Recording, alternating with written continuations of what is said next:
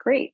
So to start, so today we're going to be talking about research, and the title of this panel is What I Wish Someone Had Told Me About UX Research, because we've gotten a lot of questions about what is UX research, what do you do, how do you get into it? And so we thought we'd put together this panel to kind of help the community understand that a little bit. So today we have a few different people that will be telling us about their journeys. Chiluiza, who is a senior UX researcher at Google, Vera, who is a UX researcher at Cvs Health, Courtney Dunn, she's a UX researcher at Tyler Technologies, and Chen Zhang, who's a senior marketing analyst at BlueCross BlueShield of Tennessee. And why don't we go around and if each of our panelists, starting with Kat, if you want to introduce yourself, tell us a little bit about you and where you're from, where you're now, how long you've been in the field, and kind of like your specific expertise in research. Sure. So hi, everyone. My name is Chiluiza, and I'm currently in Oakland, but I'm from New York originally. So shout out to my East Coasters. I currently work at Google, focusing on their Fitbit products, specifically on their sleep features. And I'm first gen kid. My parents came from Ecuador. I've been a UX researcher now almost for 8 years. And I would say that I'm mostly a qual researcher, but in terms of specific interests, in terms of target audiences and everything, I have a particular special interest in sort of like the kids and family field.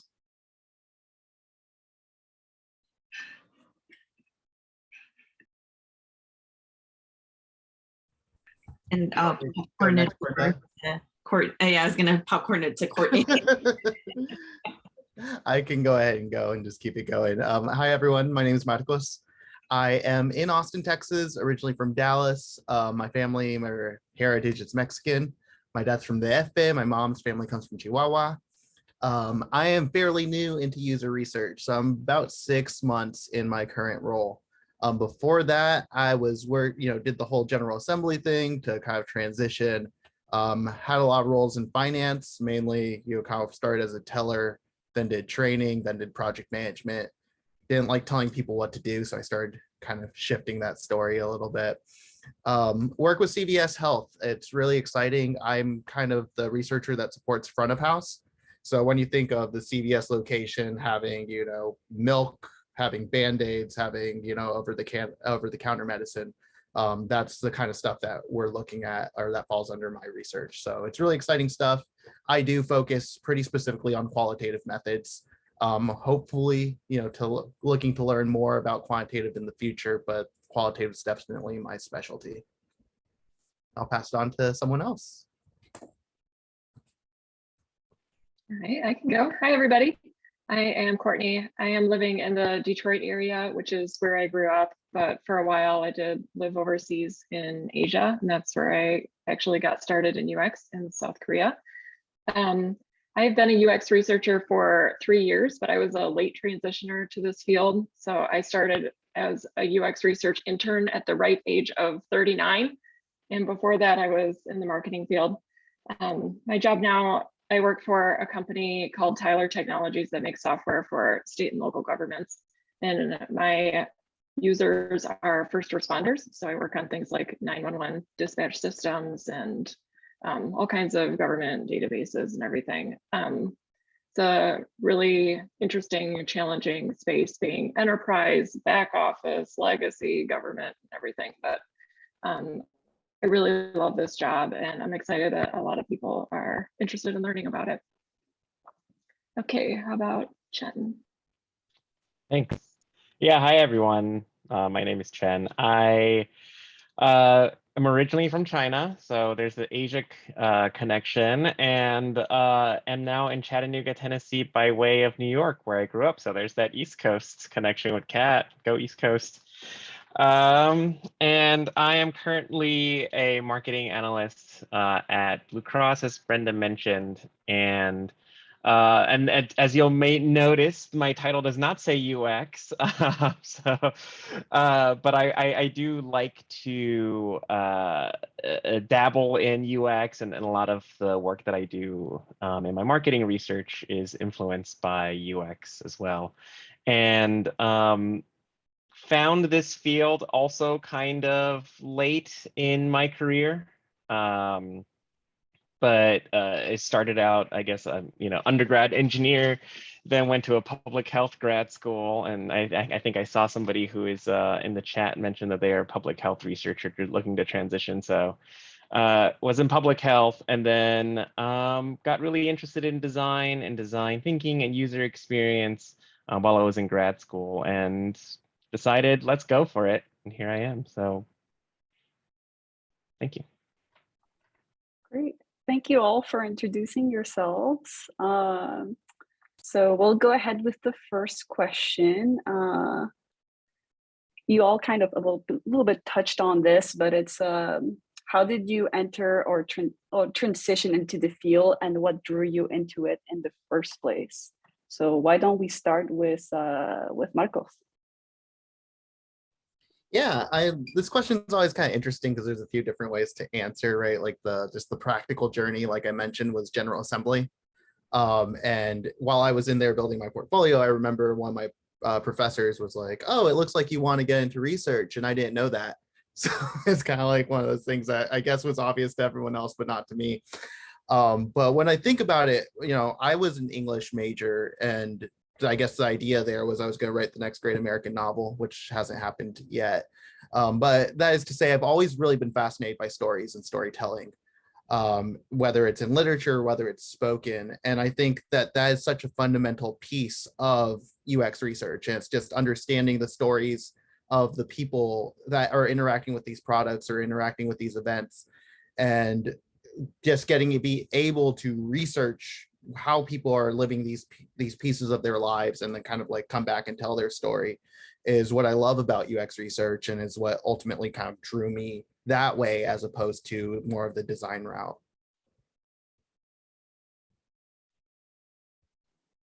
Great, thank you for sharing, Marcos. Who wants to go next? Chen? I guess we could just popcorn it. Yeah. I like that. Yeah, I mentioned that my way to get here, maybe I haven't even gotten there, right? My title says marketing analyst, but getting here, like I mentioned, was in public health grad school where I discovered UX. And I think what drew me to it and how I ended up here was I've always been fascinated by human behavior.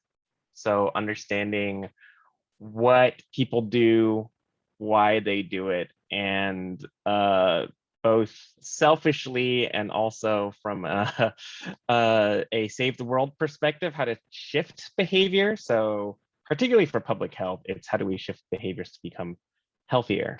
And the thing that especially resonated with me for a UX and also from a research perspective is, and supporting that is, that was kind of where my expertise was, but it's really to understand how people operate and creating those environments that can shift those behaviors.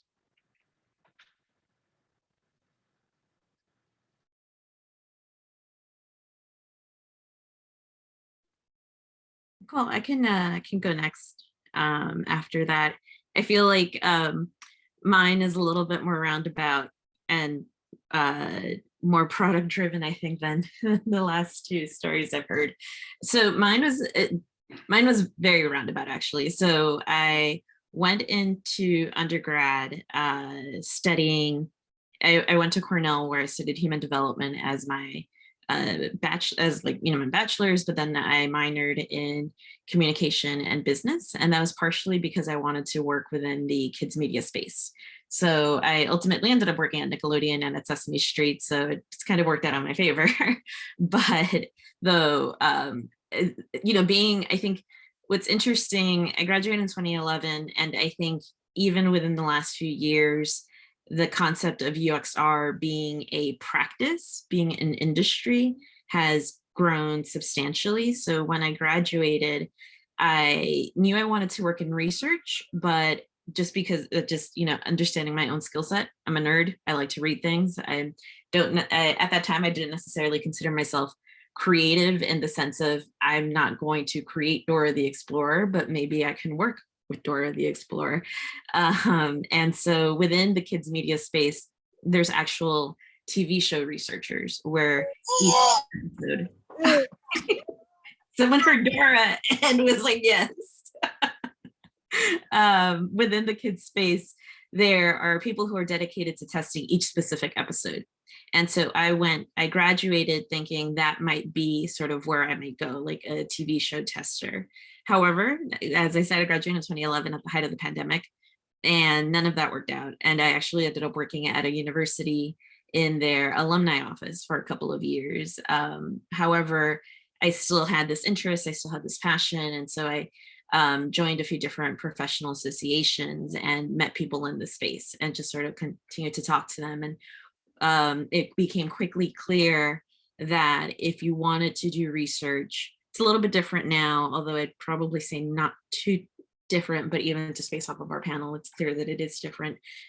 You really needed to either be pursuing or already having a master's degree to even try to get an internship in the space.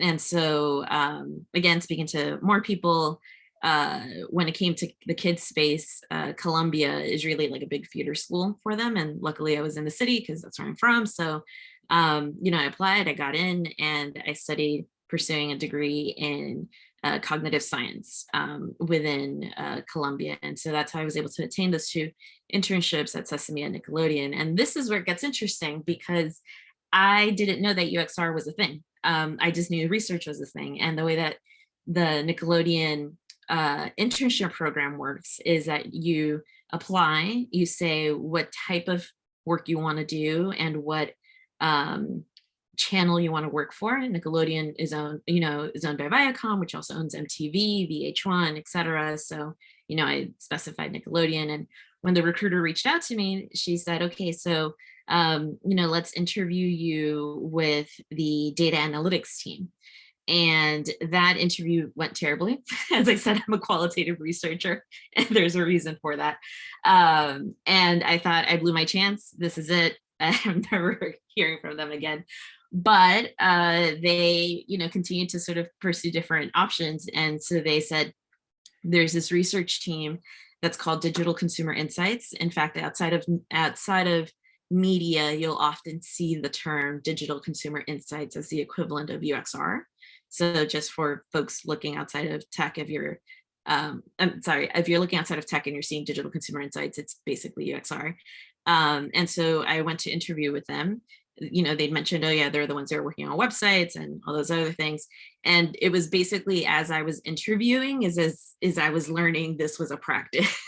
And, a lot of the skills that I'd had already were very transferable. I'd previously worked with kids. My academic background was very much heavy in tech and how people learn, through the cognitive science aspect. And so that's how I became an intern. And basically I just kind of clung on, and stayed there, hustled, made sure that I can be the best impression, do the most that I could do for the team. And ultimately that role became a part-time, became a freelance role, which then became a full-time role. And as all this is happening, I continue to join different professional associations, learn more about this field, learn more about the practice. And that's how I learned that UXR was sort of the bigger umbrella term for it. And, as I graduated from Columbia, then, it sort of felt a good time to transition to other places. And so then I ended up working for a teen messenger app, just to kind of get experience and exposure to other places. And then that ultimately became Fitbit. So very much roundabout. And yeah, like I said, things have changed the fact that there's, I think I saw 53 people here. You're already 52 places ahead of where I was 10 years ago, by just even being in this place today. and I'll pop it to Courtney. All right. Well, I'm like you in the sense that I did not know what UX research was until just before I got into it. I think I would have joined this field a lot earlier had I heard about it earlier. I like to say that a refrigerator inspired me to get into UX research. I was in the marketing field, like I said before, for over 10 years, but I never worked at a tech company. So I didn't know what a product was or development or anything like that. We were always using content management sites, and everything about websites and apps fell under the marketing umbrella. So I kind of did the work without really knowing what UX was. When I was living in South Korea, though, I got asked to participate in a usability test for Samsung, and went there, and they had this amazing test kitchen where we got to test all their smart appliances. And I was literally adding apples in a usability task to my fake grocery list on their fancy smart panel things on their fridges, when it occurred to me that if I did that in my own job, the websites I ran would be way, way better. But I had no idea what it was until somebody walked me through it. So after I left the test, I Googled what is a usability test and found out that is an entire research method. And oh, there's an entire field dedicated to research methods. Look at that. And then I Googled, how do I get into UX research? And that led me to grad school, where I got a master's in human computer interaction. And that's really how I got started into it. So I totally agree with Kathleen that you all being here and being interested and learning about it in advance is far ahead of where I was. So that's awesome.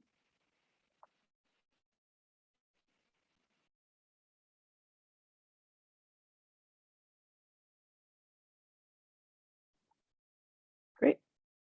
Anyone else want to add anything else from the panelists to this? I mean, it's always amazing how every time we talk to I talk to somebody or hear about the story of how somebody got into research or just the UX role in general, it's so varied. I stumbled on UX myself. So yeah, it's I love that. There's been a few words thrown around here, and I think maybe some of the people in the audience might be new to UX and UX research. So I'm wondering if any of the panelists want to like get into what is UX, kind of like what are some of the terms, what is UX research, like what does that mean? What does that actually entail? We've talked about it a little bit, but what is it actually? Who wants to give it a shot?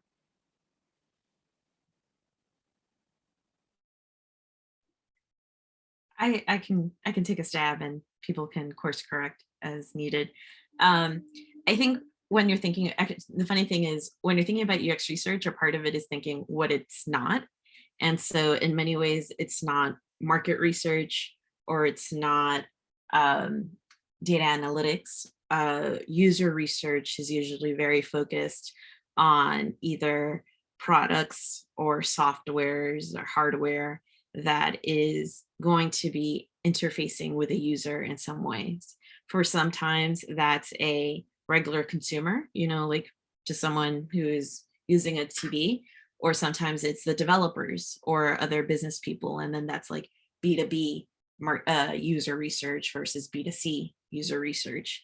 And you often have collaborators such as designers and engineers and product managers who are the ones who are defining and deciding what the visuals and what the copy, like the language that's going to be added into the products are. However, frequently you'll hear the term voice of the user, and that's where the user researcher comes in.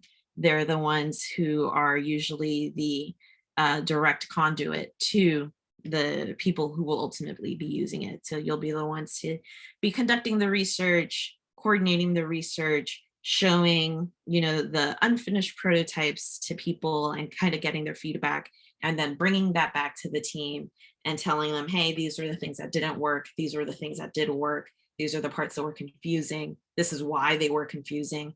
And so at that point, then you become sort of like a collaborator, because you've been in the room and you're like, everyone was expecting to see this language when you know, like they were expected to see submit instead of confirm. So recommendation, change the language to confirm, right? Or they had a hard time finding it because it was too far off in the left corner. And so if you move it center screen, then that's sort of going to make it change a little bit. And that's sort of like the role of the UX researcher. It's both to be sort of like a consultant, but then a partner at the same time. And you know, I've focused a lot on sort of what happens when a product is already in development, but there's also the whole other side of user research, which is foundational research, which is when people have this idea and they're like, what do? We know we want to create some really cool shoes, but we don't know what the shoes are going to look like. And so at that point, it's like, okay, well, let's talk to different athletes and see what their issues are with their shoes. And so, yeah, so a user researcher in a perfect world is there at the very beginning at the concept phase and is all the way until after the product launches, and there's continual changes that come through. But ultimately, I'd say that the role of a user researcher is very much tied more so to a product and to an idea versus other areas of research, which might be focused, for example, in marketing on selling the idea, or in the analytics, which is evaluating the performance.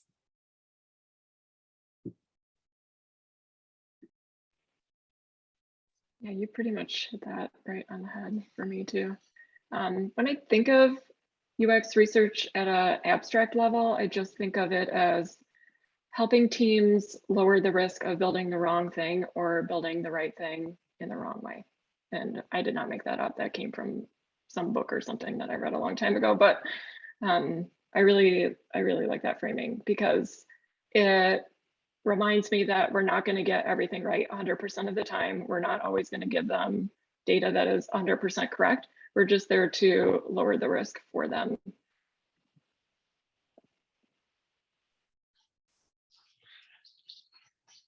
I actually thought about this question when I first saw it, and I've been thinking about grasping with what is UX research this entire career that I've had. And I think this is the best way that I can maybe summarize it is how I usually summarize. And I guess I forgot to mention earlier when everybody else mentioned their expertise. I also am a qual person, and so I do a lot of interviews and I do focus groups, particularly from a marketing perspective. But when I do the focus groups, I'll usually have things to test for them. And sometimes I treat them as UX tests, usability tests and whatnot. And I always say, my job here is not to test you, the individual, but the materials. Even though it's called user research and even though it's UX, the job of the researcher is to test the materials to improve them. The people are never wrong. People behave in a way that is what they want to do. And part of how I think of my role as a marketing analyst, but also trying to bring in some UX and try to lean towards UX is how can we create materials and learn from people so that the materials that we do create, as Courtney says, is not the right thing built the wrong way or the wrong thing. And oftentimes that means aligning it to people's behaviors and how they see the world. They have a way of that they want to see the world and how to behave, and how can we not get in their way and maybe potentially subtly guiding them to doing some things that they would want to accomplish. I love everything all of y'all just said, and it made my job kind of easy because I think you took most of it. I guess just from my lens, kind of building off what Chen just said, I think a lot about just localizing the story of the experience, right? What is happening in someone's daily life at the point that they, in my case, interact with the CVS app. Are they on the train? Do they have a lot of things going on in their lives with, just taking the kids to school? Like, what is their story and where do we fit into their story? And how can we make that fit so that there's as little friction as possible? I think a lot of the time we do have, conversations with product where they think they have a solution and they want to say, well, like, people just need to use it. And a lot of it's just coming back and reframing and saying, well, this is actually how people live. Like, this is the lived reality and this is how people feel. So if we want them to use it, we have to like approach it from that way, approach it from understanding them. And so a lot of the work is understanding the user so that you can then advocate for them in the design room. And with that, you're then supporting your designers because they're the ones who are really, at least in my case, executing on the vision. And they're going to try to make decisions they are kind of guessing at, right? Like, where do I put the submit button? Like Kath said earlier, or Kath was, is it submit or is it, okay, or is it confirm? And so once you can get them that data, when someone's asking, why did you do this? They can come back and point, well, when we talk to users, they prefer this language because it feels a bit more, informal, or maybe it feels more certain. So that's a lot of, I think, what the role is as a UX researcher. What we do is, follow generally a method to find that answer, but I think a lot of it is also being creative in how we're going to get certain information, right? We want to be as like invisible as possible to some extent, right? Like the simple act of observing will cause people to act differently. And when I ask you what you would do, sometimes you're going to lie to me, and you're going to lie to me without knowing you're lying to me. And so a lot of it revolves around, how am I going to get to the truth so I can say the most true thing, but nothing more, right? How can I say what is really there without putting any assumptions out there? So yeah, we spent a lot of time inside of our heads, I think. Thank you all for answering that question. I'm hoping that helps a lot of people on the audience kind of understand a little bit more about the role if you're not a researcher yourself or a researcher yet. And of course, there will be a Q&A. I did see some questions there in the chat. There will be a Q&A towards the end. I guess I'll move on to the next question here. But what are some of the challenges of working as a UX researcher? I feel like some of you touched on that just a little bit. Like Marcos, you said, like, no matter what you do, people will lie to you without knowing it. That might be one. Who wants to go first? I'm just gonna call on people. Courtney. I'll throw out a challenge here. I'd like to hear what everybody else's challenges are too, to know if my challenges are also everybody's challenges. The biggest challenges I face are not with the users and doing actual research work. It's more within the company and dealing with stakeholders and trying to get people to understand why they hired me and what research is and the value we can bring to the teams that we work with. And it's not insurmountably bad or anything like that. I don't want to make it sound like this field is the worst and super challenging. It's not. But because I came from marketing, where everybody understood why marketing was in the room and no question what marketing was, you were there and everybody accepted it. It is not like that at all with UX research, and I did not know that going into this field. So that is what I find the most challenging thing, is just getting everybody to understand even the basics. What is qualitative research? What is the data you need to make this decision? Can you include us in the meetings before the meetings so we don't show up at the last second and derail your whole project because we didn't understand what was happening? It's all of that kind of process stuff. But as UX research gets more popular, I'm hoping this issue goes away over time. Yeah, I agree. I think sometimes you'll find people who are very gung-ho. A lot of it is managing stakeholder expectations. You'll have the group of people that are super into user research, almost to a fault, in the sense that they're like, I will not make any decision until the user researcher has told me what to do, which has its own set of concerns. And so you have to sort of manage that type of relationship. And then you have the opposite end, where it's either maybe someone who's junior and who hasn't worked with a dedicated researcher, or is someone who is just sort of like, I've been doing this. I haven't used a researcher before. I'm going to keep going the way that it is. And so then it's about sort of like building that relationship and building that trust. And I think having trust with a team in any department, in any field, is going to be hard. But I think one of the unique challenges in user research is going back to what I was saying as almost like a consultant is, you've been working, you have a designer, this designer's been working on this idea for months, you put it in front of people and half of it doesn't work. They have become emotionally invested in this work that they've been doing. Maybe there's a little bit of ego involved, but most of the time it's just emotional investment. And so to have to then be able to parlay that information in a way that is sensitive, but also very clear about what the issues are, and finding a way to still find that common bridge. And because personalities are different and everyone's different, finding the way to have that nuanced conversation with that person is always sort of a challenge. I think that all that being said, from an operational and sometimes it's just a lot of data. It's a lot of cleanup.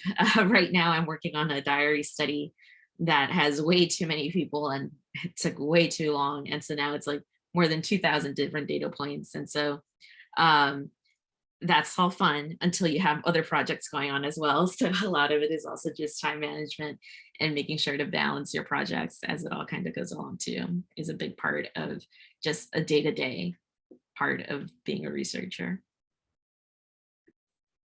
I definitely agree. I think, just naturally product's point is to advocate for a different part of the business. And so sometimes we'll clash. As a research team, we always try to get as far to the left of the double diamond process as we can, right?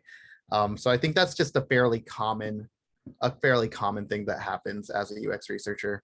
Maybe speaking more towards just like the role itself, since I think the prior two did a really good job of kind of like the logistics of working in a company. I think one of the difficult things about being a UX researcher is just keeping that emotional engagement and that curiosity, because it's just what you're continually doing. So you might come to problems and be like, oh, I kind of like know what's going to happen, or, I've done something like this before, I'm just going to replicate it. And so it's kind of trying to make sure you're staying fresh and curious about each new problem that's coming around. And, I think to some extent to get something meaningful, right? Something that someone hasn't already written about, or that you can find like as secondary research, you're probably doing something somewhat new. You're doing something that someone hasn't done before. And so you're probably going to have to just be okay with doing things that you don't know if they're going to work or not. And just living with that uncertainty is part of, I think, being a UX researcher. And then it's just always kind of balancing the needs of like the user, that how would I say it, like the user scope.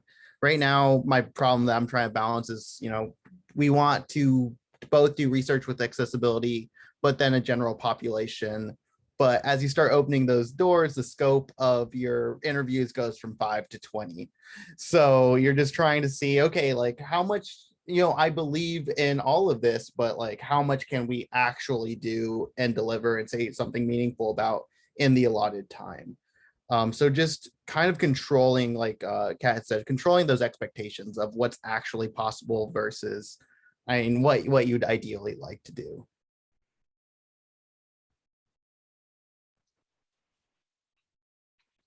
I think everybody said all the things that I could think of as issues for UX researcher, and I will include marketing research and probably research in general. I don't think it's necessarily isolated to just UX research. Going back to Courtney, what you were saying about marketing, everybody kind of just is used to having marketing in the room. And I would agree with that point, but I don't think everybody is comfortable with having research in the room, just in general. Like marketing, you're a marketer, that's okay, but you're a market research or analyst. What do you mean research, right? Like Marco said, right? It's not just us who go in sometimes in little like, oh, I've already done this before. The people who are creating the products, or the people who are the marketers, or leadership, they have ideas too, and they're coming in with preconceived notions of how the world works, and part of our job is to say, well, let's validate your thoughts. You know, if your model of the world is correct, that's excellent. We can continue to move forward, and nothing's going to stop us. But if your model of the world isn't what the world actually is, then we need to pivot. We can't, like Courtney says, build the right thing the wrong way just because, you know, people think differently. And so part of that, and I think is a big challenge, is, you know, what Courtney says, research and UX research isn't widely known. People don't have a good grasp of it. We're sometimes the only researcher on the team, and it can be a lonely place. And sometimes you can feel like the world is around you and you have to fight for everything that, you know, you're trying to say. And people are always trying to poke holes because you're saying something that's maybe opposite of what they initially expected. So feeling like you're kind of holding down the fort and advocating, because at the end of the day, we're advocating for the people who are going to be using our products, or the people who are going to be seeing the materials or seeing our communications. And so being that voice and being that champion can sometimes be lonely, but it's definitely worthwhile. And one thing that you just remind me of, Chen, that I think I would just kind of add is sometimes you will have stakeholders who are just very quantitative driven, and it's hard to get them to understand the value of qualitative research or to get that point across. And ultimately, I think that just says a lot for the value of, you know, expanding your own abilities to include mixed methods and be able to do a bit of both.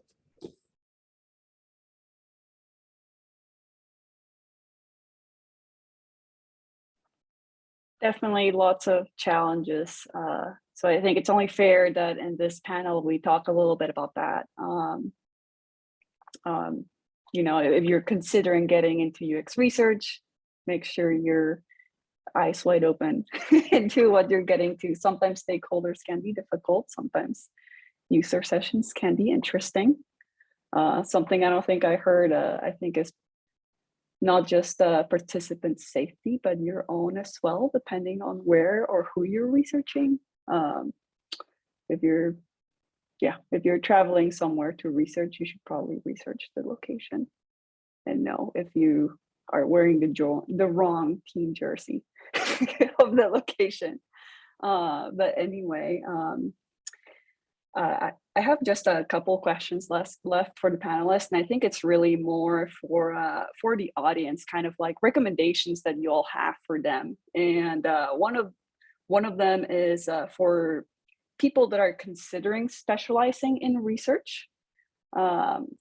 What piece of advice would you give them for someone that's considering making that transition or that jump into this field?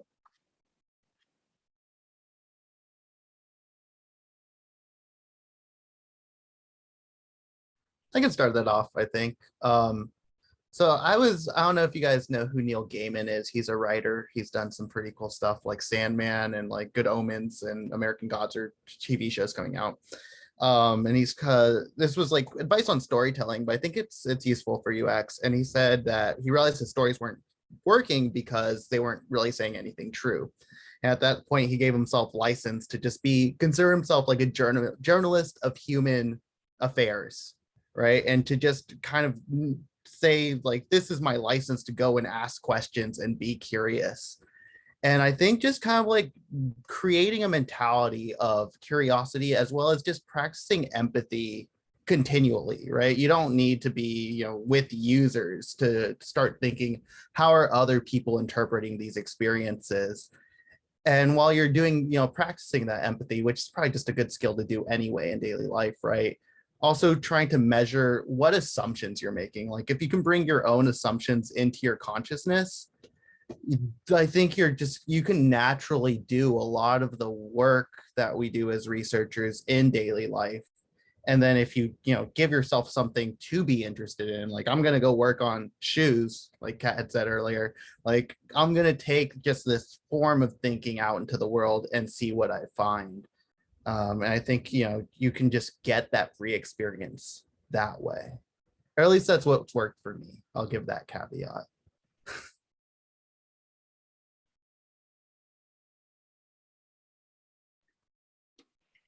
Yeah, and I think I would just add that UX research is still sort of a newer field compared to like design and engineering. You do have like UX writing, which is even newer than UXR, but I think that there's still a lot. One, you're seeing companies growing in sort of like an appetite, and like you see a lot more people hiring for it, even though that doesn't necessarily mean they might know what they're hiring for. But I think if you're interested in specializing in UXR, there is sort of, I think, that opportunity space right now and that appetite in there. I think one of the things to think about is UXR is not design. And oftentimes I'll see designers do some UXR and then think that that might be enough to transition into the UXR space. However, UXR also requires like a really strong understanding of research methodology and research rigor.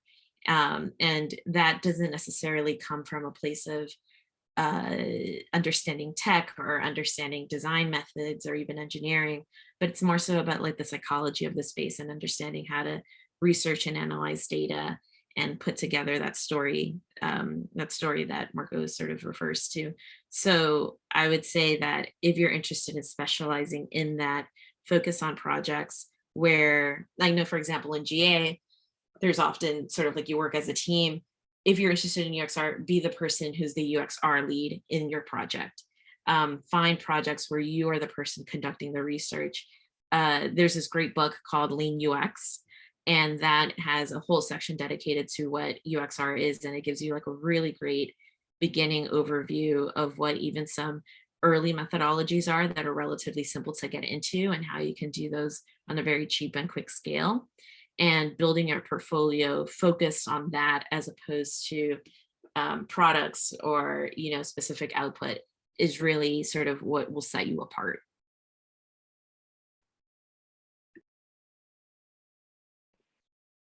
Yeah, I think to get into this field, experience, showing that you have experience is going to be really key.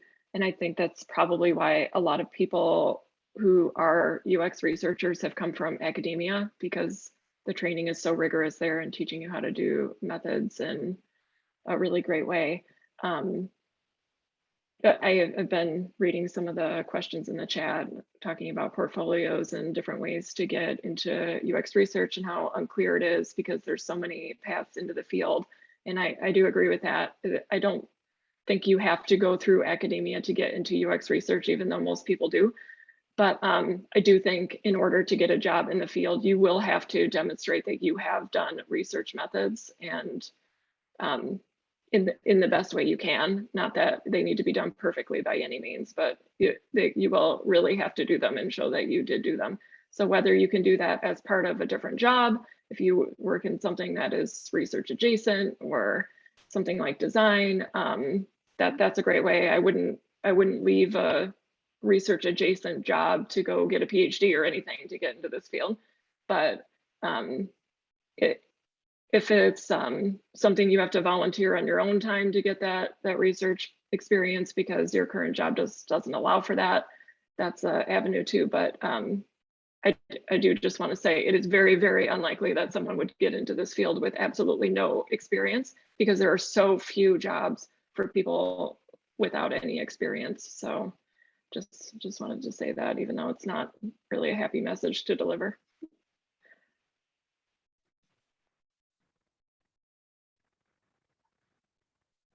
Yeah, and I think just piggybacking off of that, I think just thinking about my journey, I came from, I like to think of it as the next adjacent move. So maybe this is a weird analogy, but I've been really into chess lately. And the queen can move across the board in one move, but the king can only move one step at a time. But both pieces can move in any direction and can get to eventually where you want to go. And I like to think of like getting to UX research, it might just be, what is the next adjacent move you can get? If I have an understanding in science, maybe that's enough to get a research job. Maybe it's not in UX, maybe it's in an academic research, or if it's in marketing research or anything like that. Now you're in a research position and you can build expertise in that field. And once you have enough expertise in there, and potentially even connections that you're building with other teammates who may have UX background, then you can find out, okay, what areas am I lacking? What else do I need to learn? And then you can make the next move there, whether it's within the company or jumping out into a different company. And so I think taking those smaller steps and kind of breaking down, okay, what is the next closest thing I can get to from where I am, will eventually get you there. And so, it's just thinking about where I am. I started with public health, and to be fair, I did go to grad school for that, but public health to UX research seems to be a kind of a far step to take, but I had research from my public health background. And so I took a research position and then a marketing position. And now, if I were to then pursue a purely UX position, I can now say that, I've taken the steps necessary. A piece of advice though, for working as a researcher and just like, now that I'm here, what do I do? And I think, going back to what Marco said about storytelling, I think that's a really key thing that I just want to reiterate. But also build on top of that, which is, as a researcher, whether you're in a UX role or any other role, you're not only advocating for your research, but you're also advocating for the field of UX as well. So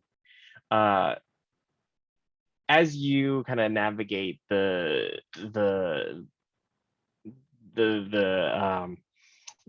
field and stakeholders and interactions, being able to portray UX research in a valuable light is going to help you not only advance the field, but also your own careers.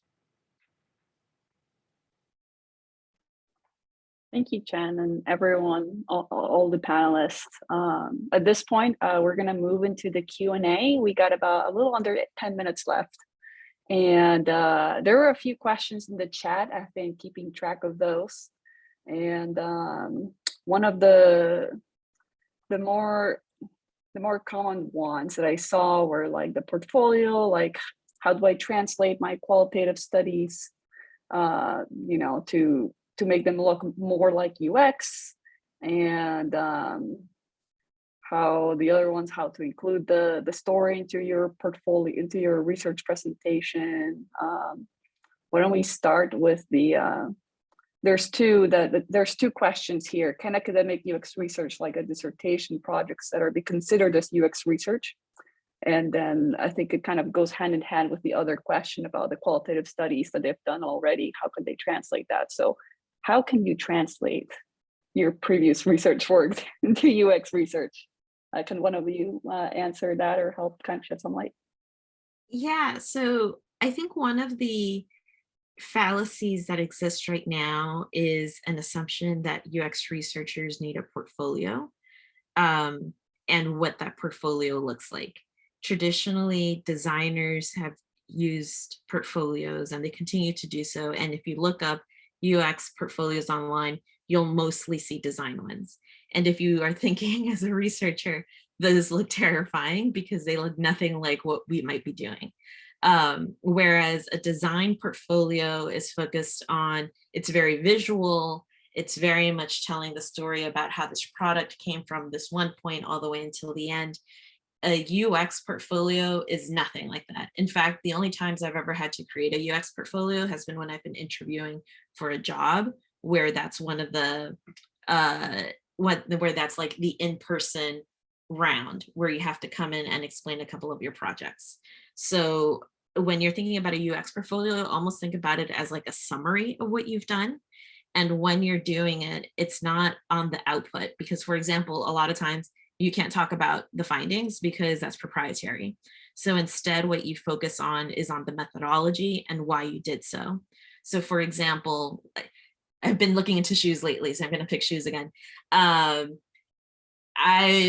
back to, we interviewed athletes. And so in the portfolio, I might say, I did one-on-one conversations with athletes because I'm working for Nike, and Nike is focused on athletic footwear. And so that's why, I chose that target audience because it matched the consumers that we usually support.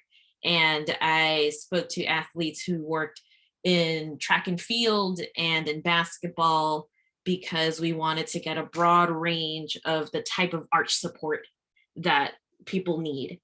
And then once I spoke to those two groups, then I showed them some prototypes that we were working on because we wanted to get some real world knowledge on how they thought about the shoe aesthetically. And then after that point, then I went back to the engineers and we worked on this other prototype. And then we launched the shoe and it won the Red Dot Award for, best shoe in the world. If you notice, I never said anything about what the findings were about. I never said anything about what changes were made. Instead, it was all focused on the methodology and why I made those decisions about the methodology. And that's what you want in a portfolio for research. Of course, you also want it to make it visually appealing, and there's so many different, I remember starting off in my career, I actually just purchased a couple of templates that you can buy off of Fiverr or whatever, because I was like, I have no design, but I need this to look nice. And I use those templates to be able to craft a nice sort of storyline. That was I feel like I'm dating myself because it's like Google Slides didn't even have good stuff back then. So focusing on what you did and why you did it, and not necessarily on the outcome or what you learned, is sort of like the key part to what a portfolio for research looks like. Thank you, Kat. Chen, did you have something? Yes, I was going to piggyback on this and a question in the chat, which is, what have you done to improve your storytelling? Which I think this goes hand in hand. Because what Kat just described in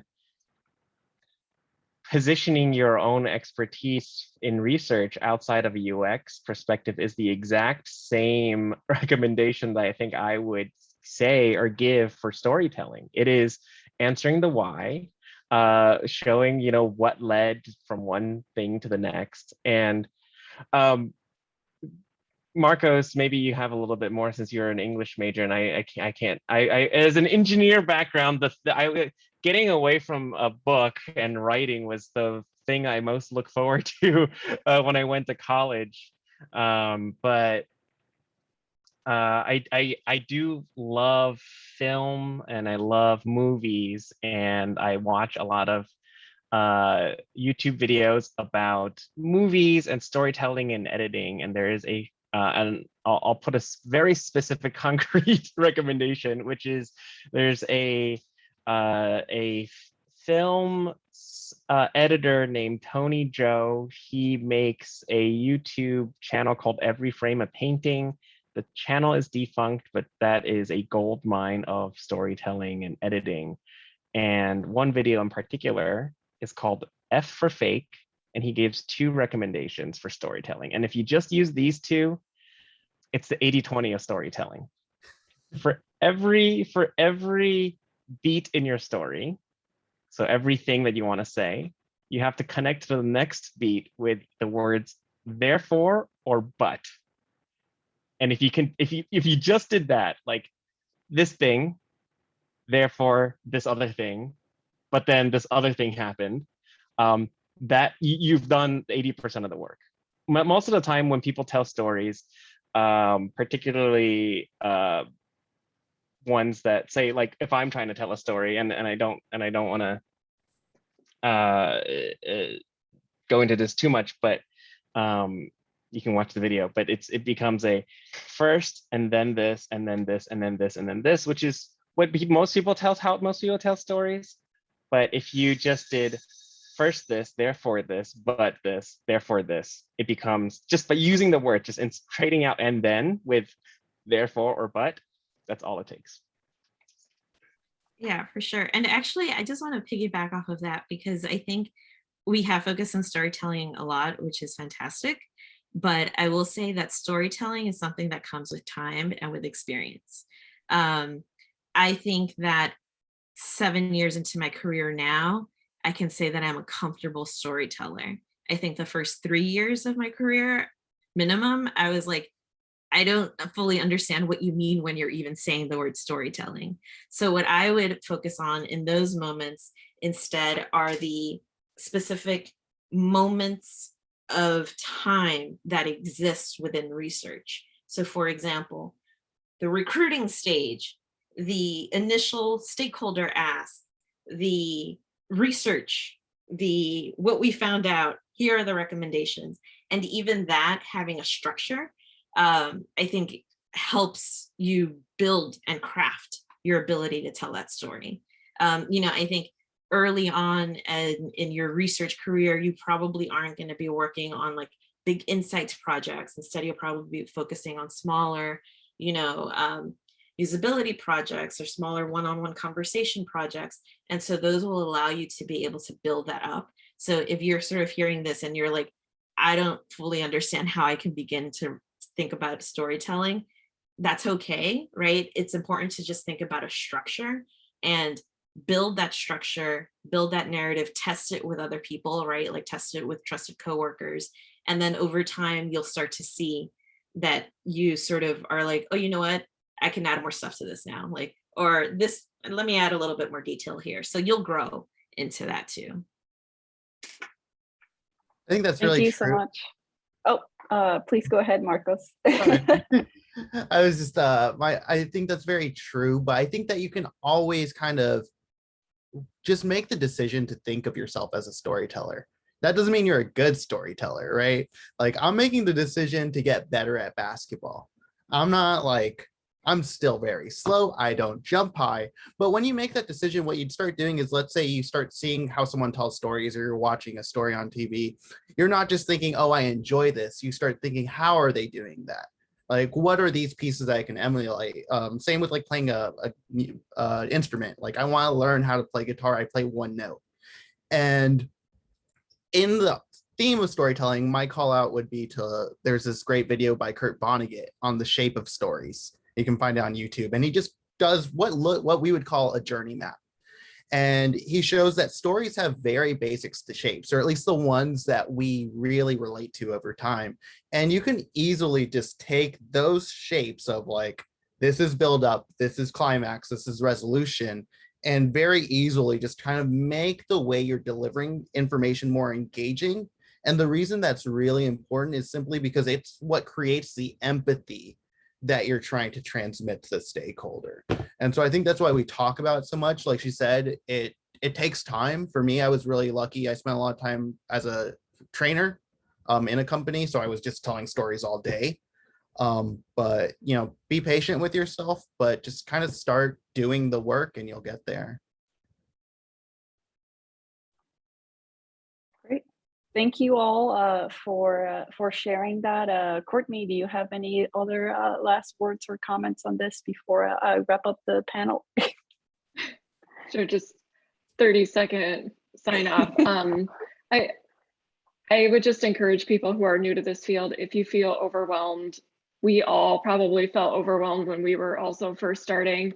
And I like that Kat said at 3 years, she felt differently in that phase than she does now. And I am just at the 3-year mark, and I am just now feeling like I'm not drowning in the deep end of a pool. So if you are new to this field and you feel like you are drowning in the deep end of a pool, do not worry about it. As you get more experience, you will feel better over time. You will get there. So have faith in yourself, be patient with yourself, and know that you are not alone in this journey. That's it. Thank you.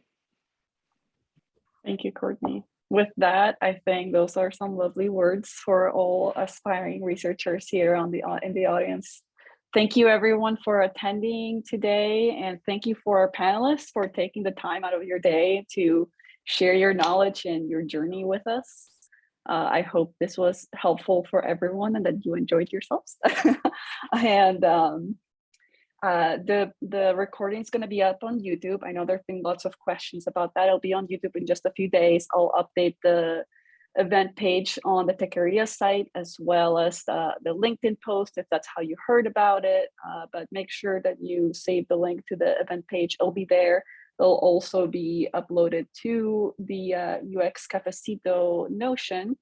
It'll be linked there. I dropped the link in the chat. And again, you can always volunteer, help out at the UX Cafecito.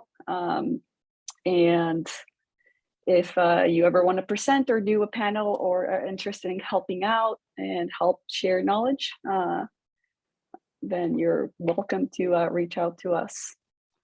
And with that, I'm going to go ahead and stop the recording.